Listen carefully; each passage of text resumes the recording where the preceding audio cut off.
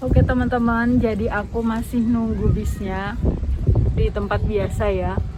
Dan sekarang itu agak mendung, terus anginnya tuh kencang banget ya teman-teman. Kemungkinan nanti malam bakal hujan. Oke teman-teman, ini bisnya sudah datang ya.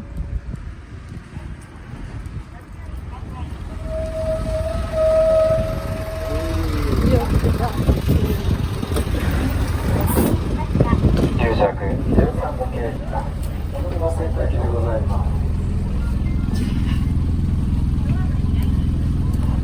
始まります。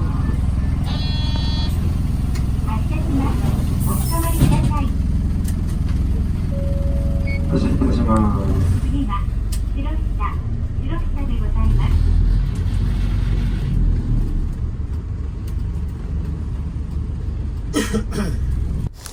Hai teman-teman semuanya, kali ini aku mau ajak teman-teman buat jalan-jalan mengelilingi pedesaan di Jepang menggunakan bus. Nah, kali ini aku itu mau pergi ke tempat sushi teman-teman. Dan ini adalah pertama kalinya aku naik bus lewat jalur ini ya. Nah, buat teman-teman yang nantinya mau ke Jepang, kalian harus tahu gimana cara naik bus itu. Nah, untuk setiap bus itu nanti ada kodenya masing-masing ya teman-teman, dan itu jalurnya berbeda. Nah, semisal kalian itu bingung, kalian bisa lihat di Google Map. Nanti tinggal kalian cocokin jam sama kode bisnya ya teman-teman. Nah, biasanya aku itu nunggu di tempat pemberhentian bis ya. Di situ juga ada jadwal dan rute bis yang akan dilalui. Terus nanti kalau bisnya udah datang, kita kan naik bis ya. Itu pintunya pas kebuka, kita langsung ambil nomor karcisnya ya teman-teman. Nah, nanti bisa kelihatan di layar itu. Dan nomor karcisnya itu jangan sampai hilang. Terus bisa juga pakai kartu seperti kartu Sugocha gitu ya teman-teman. Itu nanti tinggal ditempelin di layar di depan pintu masuk. Biasanya langsung otomatis ya teman-teman. Dan nanti bayarnya juga tinggal ditempelin, nanti juga langsung otomatis bayar gitu teman-teman. Nah, buat yang gak ada kartu, nanti pas bayar itu bisa dimasukin di kotakan uang gitu ya, sekalian sama kartu nomornya, karcisnya ya teman-teman. Nah, untuk menghindari kesalahan pemberhentian, misal kita salah turun, biasanya sih kalau aku itu lihat di Google Map ya teman-teman. Jadi nanti kita lihat kita harus melewati di beberapa pemberhentian dulu dan kita baru turun di tempat yang kita tuju. Jangan sampai salah ya teman-teman. Nah, untuk bis yang antar desa seperti ini biasanya itu bisnya itu 1 jam sekali ya. Bukan yang semisal antar kota kan kadang 1 jam ada 2 kali teman-teman. Tapi kalau yang khusus untuk di perkampungan seperti ini tuh 1 jam cuma 1 kali. Jadi kalau semisal salah turun bis terus kita mau naik lagi, itu kita harus nunggu 1 jam. Nah, semisal teman-teman itu masih ragu ketika mau naik bis ini bener atau enggak, sebaiknya tanya aja sama sopirnya. Tanya aja apakah bis ini tuh jurusan tempat yang teman-teman tuju, misal jurusan ke kota gitu ya, daripada nanti salah naik bis.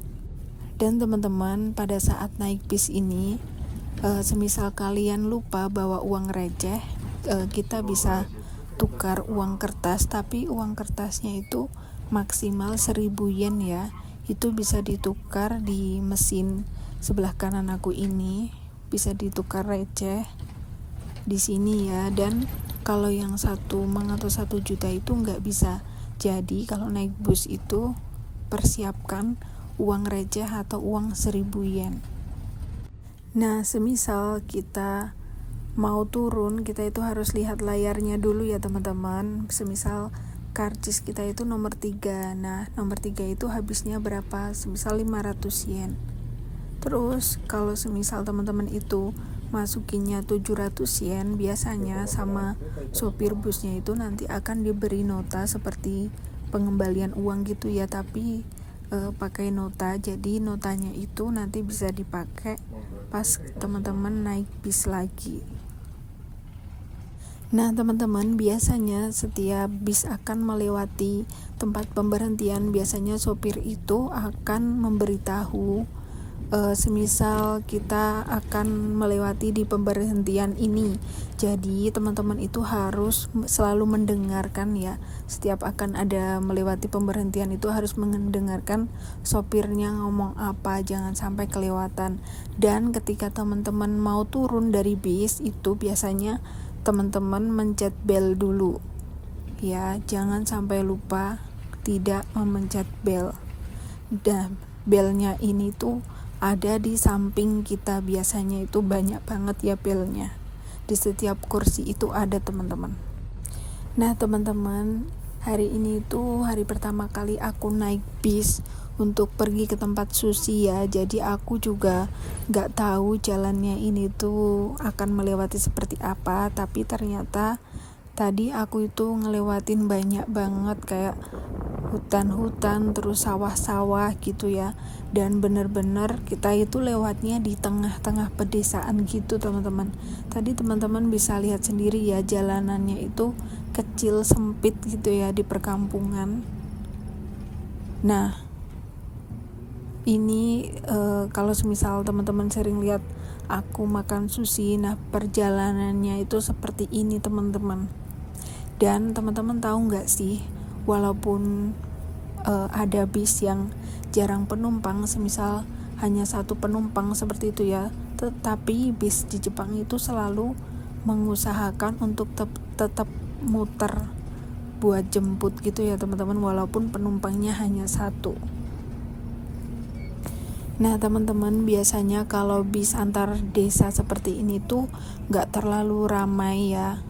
Kebanyakan sih penumpangnya itu kayak nenek-nenek yang ingin pergi ke tempat yang sebenarnya itu deket ya. Nah beda banget sama yang bis ke perkotaan. Kalau di kota, bis untuk menuju kota itu lumayan agak besar lagi dari bis ini teman-teman. Terus penumpangnya itu juga lebih banyak ya, di setiap pemberhentian itu pasti akan ada penumpang yang naik, dan itu kadang-kadang sampai penuh teman-teman. Jadi kalau bis menuju kota itu nanti bakal banyak banget, jadi teman-teman juga harus hati-hati kalau pergi ke kota. Nah teman-teman, karena aku itu jarang banget main ya, jadi aku tuh gak pernah bikin kartu untuk bayar bis atau bayar kereta gitu ya. Cuma kalau teman-teman suka main, teman-teman bisa bikin kartu untuk bayar bis atau kereta secara otomatis, dan nanti tinggal di top up, isi ulang gitu aja teman-teman. Nah teman-teman, aku sedikit mau cerita ya. Jadi dulu pertama kali aku datang ke Jepang itu kan gak tahu ya cara naik bis itu gimana, dan belum bisa bedain mana bis yang ke kota dan bis untuk antar desa seperti ini ya. Nah dulu itu aku pengen main ke, bukan ke kota ya, tapi ternyata aku itu naik bis ke arah kota, dan aku dari dulu itu sering tanya ke orang di dalam bus gitu, apakah ini benar bis jurusan ke tempat ini. Terus orang yang ada di dalam bus itu tuh bilang bukan ini bukan itu, mending kamu turun aja di pemberhentian itu, terus nanti nyebrang kamu ambil ke arah jalur pulang dulu, terus kamu ambil bis yang ini. Dan ternyata bis yang aku tumpangin itu salah teman-teman, tapi untungnya aja ada orang yang baik ngasih tahu gitu ya, dan akhirnya aku ganti bis, dan akhirnya aku sampai tempat ketujuan aku. Nah semisal buat teman-teman kalau baru pertama kali naik bus ke Jepang atau naik kereta di Jepang, kalau misal masih bingung, teman-teman itu jangan takut untuk bertanya, jangan malu untuk bertanya. Karena kalau kita tanya itu, sebenarnya orang Jepang itu juga ramah-ramah dan baik ya, pasti mereka juga akan ngasih tahu ke kita. Gak mungkin mereka bakal ngediamin kita. Oh iya teman-teman, nah di dalam bis Jepang ini tuh biasanya kita dilarang berisik ya, dan kita itu dilarang main HP dengan volume keras. Jadi biasanya orang Jepang itu sering pakai earphone gitu teman-teman, kalau semisal mereka mau dengerin HP atau mau dengerin musik gitu ya. Jadi kita itu di dalam bus benar-benar harus tenang. Dan semisal kursi penuh terus ada penumpang lansia atau nenek atau ibu hamil, biasanya kita itu langsung otomatis berdiri. Kita yang lebih muda itu langsung otomatis berdiri dan ngasih tempat duduk ke orang yang lebih tua ya teman-teman, atau nenek-nenek seperti itu lebih diutamakan untuk duduk. Dan kita yang lebih muda biasanya itu berdiri di samping kursi itu ya teman-teman, dan jangan lupa pegangan, karena di setiap bus itu pasti nanti akan ada pegangan tangannya. Di bus atau kereta itu pasti ada seperti itu teman-teman. Nah teman-teman, biasanya di dalam bus itu tuh juga jarang banget ya ada yang makan. Terus waktu di dalam bus itu kita juga gak boleh jalan-jalan atau lari-lari ya kalau pas busnya itu baru jalan. Tapi kalau misal di lampu merah gitu mau tuker uang itu bisa.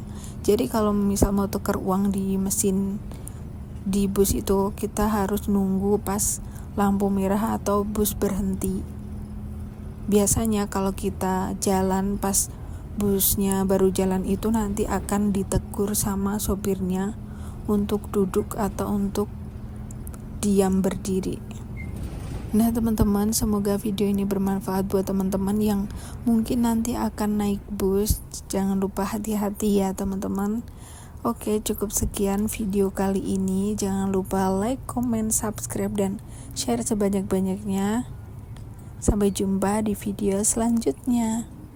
Bye-bye.